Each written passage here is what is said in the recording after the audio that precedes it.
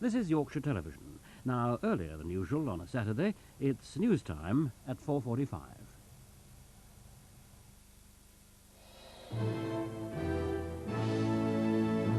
The news from ITN. After second missile attack on Israel, the Allies again urge restraint. Americans say they've stormed 9 Kuwaiti oil rigs used by the Iraqis. British Jaguars and Tornadoes hunt for Iraq's Scud missile sites. And continued bombing of Baghdad brings power and water cuts. President Bush and the Prime Minister John Major have both again urged restraint on Israel after the second Iraqi missile attack on Tel Aviv. 16 people were wounded in this morning's attack, but no one was killed. Mr. Bush was on the phone to the Israeli Prime Minister Yitzhak Shamir at 3 in the morning American time. He's sending Israel more Patriot missiles capable of shooting down Iraqi Scuds.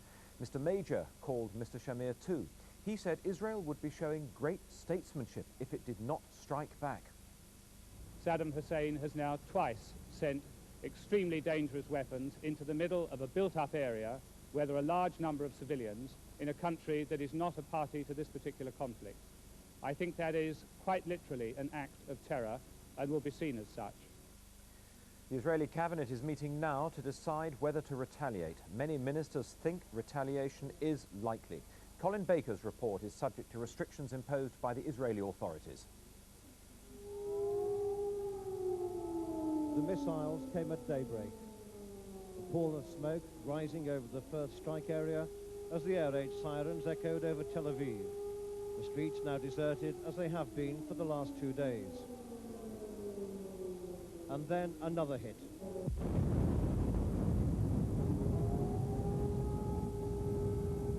We think they're only using conventional warheads, not chemical, but it's too early to say. We're waiting for the state radio to give us some instructions to take off this equipment before we can go out there and find out just what has happened.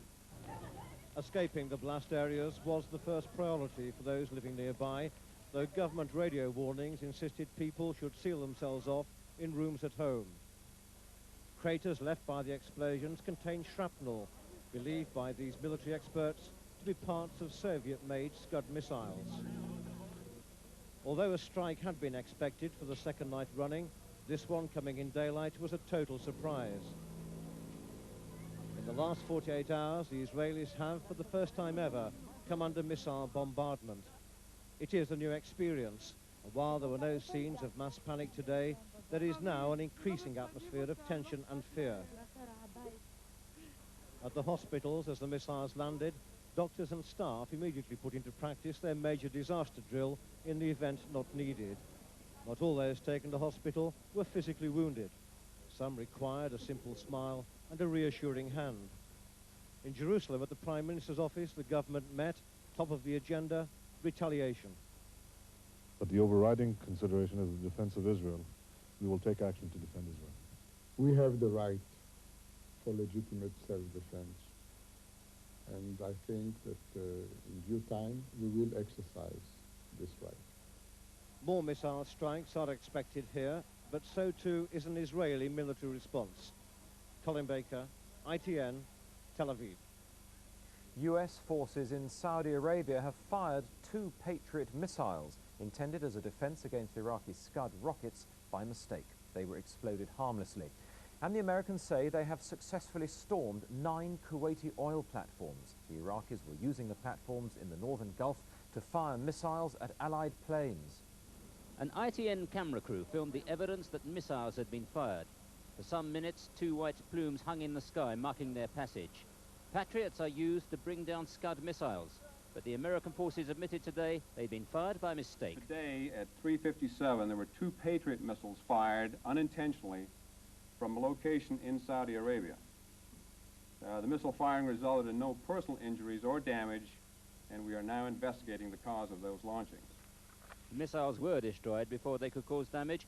Fortunately, none of the heavy traffic in aircraft was in the area at the time.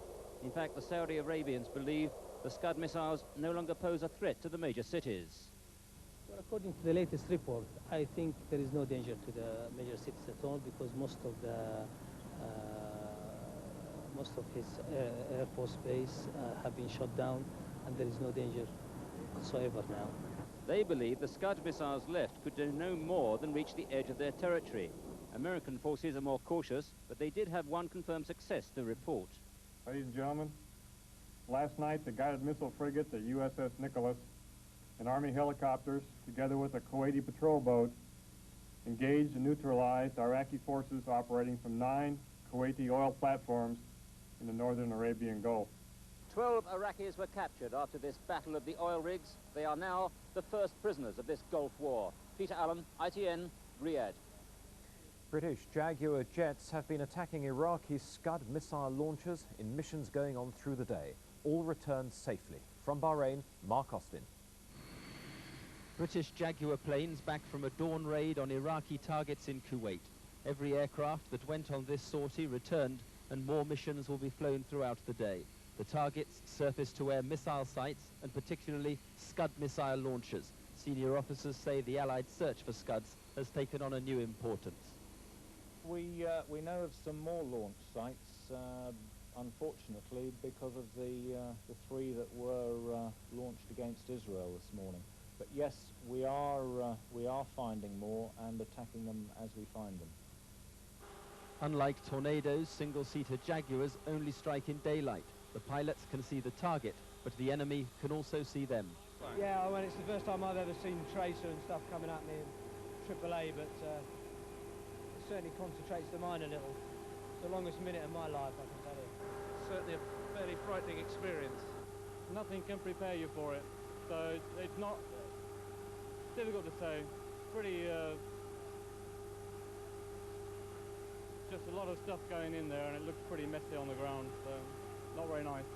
Yeah, it's quite impressive actually, watching it all go off, clicking off underneath me, but after that I was more worried about running away bravely. As soon as the planes land, more 1,000-pound bombs are loaded by the ground crew. Well, makes my job worthwhile a bit really, doesn't it?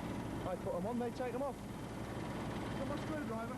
Oh, yeah. And for the pilots who finally dropped them, a satisfaction in hitting the target. Bloody great, I'll tell you. Bloody great. Once they've landed, these Jaguars can be rearmed, refueled and ready to go up again in less than an hour. As the search for Scud sites intensifies and the bombardment continues, the Jaguars face a busy war. Mark Austin, ITN, with the RAF in Bahrain. Bombs have continued to pound Baghdad, a city now suffering severe cuts in water and power supplies. Today, all Western journalists were ordered out. ITN's Middle East correspondent, Brent Sadler, sent this report before leaving. The lights are cars racing for cover. That chilling sound warns of approaching bombers. The heaviest attacks have been at night, and it looks like a blitz. There are enough targets left standing for the bombers to return night after night. The attacks are directed at important centres of communication and war planning. This military installation was hit by at least one Tomahawk cruise missile. Communications towers were in pieces and floors gutted by explosions and fire. There are no casualty reports, but it's inconceivable to believe that Iraq has not already suffered considerably. The air defences can still be seen operational, waiting to shoot down an Allied plane. The attacking fighter bombers have attempted to destroy some of the huge Akak defences. It's impossible to say how successful they've been. This is the main feature of the skyline, a communications tower, hit but still standing. From inside Baghdad, we have been able to identify a clear pattern of the Allied attacks since the bombardments began. It's as if the first airstrikes were probing, testing the efficiency of Baghdad's defences. On Friday, the tactics changed to heavy saturation bombing against targets on the outskirts of the capital. Allied predictions that Iraq has been dealt largely accurate and devastating blows seems to be fair. But from what I can see, the Iraqi armed forces are not about to submit. Iraq is a country of unknown military potential right now, and bombing alone will almost certainly not break the nation. Saddam Hussein is a man prepared to use every weapon in his arsenal to survive.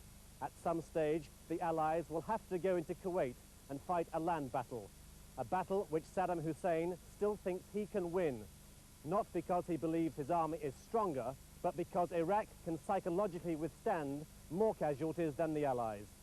Brent, Sadler, ITN in Baghdad. As the air attacks continue, the forces on the ground in Saudi Arabia are waiting to go into action. ITN's Paul Davies has been on exercise with soldiers of the heavy artillery. It might not look as deadly as most of the weapons in this theatre of war, but the men who operate this vehicle call it the battle winner.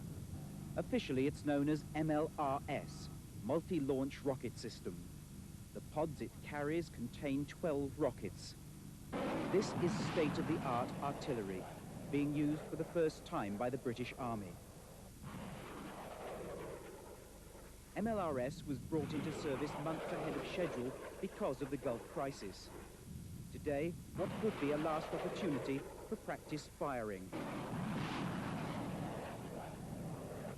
These gunners from 39 Heavy Regiment Royal Artillery use computers in the cab to find their bearings and line up the target. No external help is needed. With the transporter concealed behind a sand dune and only the pod exposed, MLRS can dispatch its entire deadly payload in seconds.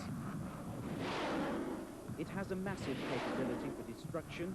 Each rocket contains 600 separate bomblets that explode on impact. Back now to Israel, where the government is deciding whether or not to retaliate for the second missile attack on it. Colin Baker joins me live from Tel Aviv.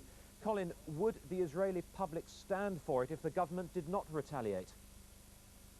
I think so at the moment, John, but I do think that restraint is still the name of the game. We have to say, though, of course, that the pace of the game can change at any time. I think that they obviously have discussed retaliation. I don't believe at the moment that they've come to any decision. I think it's part of the brinksmanship that goes on in this part of the Middle East sometimes, that one leaves some questions that remain to be answered. I would also think that in the near future, we were talking a little earlier, that we are now on a semi-state of alert. We are expecting some sort of activity tonight. I mean, I see no reason why not. Unless the Allied air activity over Iraq has been successful in taking out many of the missile launchers there, or it's made the air unsafe for them to be brought out, then I think then maybe tonight, as we said earlier, you know, we've had 2 in 2 nights, why not tonight? Colin Baker in Tel Aviv, thank you very much indeed. A quick look at other news now. England's rugby team gained their first victory at Cardiff Arms Park in 28 years, beating Wales by 25 points to 6. Nearly all the points came from penalties. The only try of the game came in the second half when the English forwards, led by Mike Teague, forced their way over the Welsh line. And in Paris, Scotland were beaten by France 15-9. And that's the news so far. If there are any developments in the Gulf, ITN will of course come straight back on ITV and bring them to you. For now, I'll leave you with details of ITN's scheduled Gulf coverage.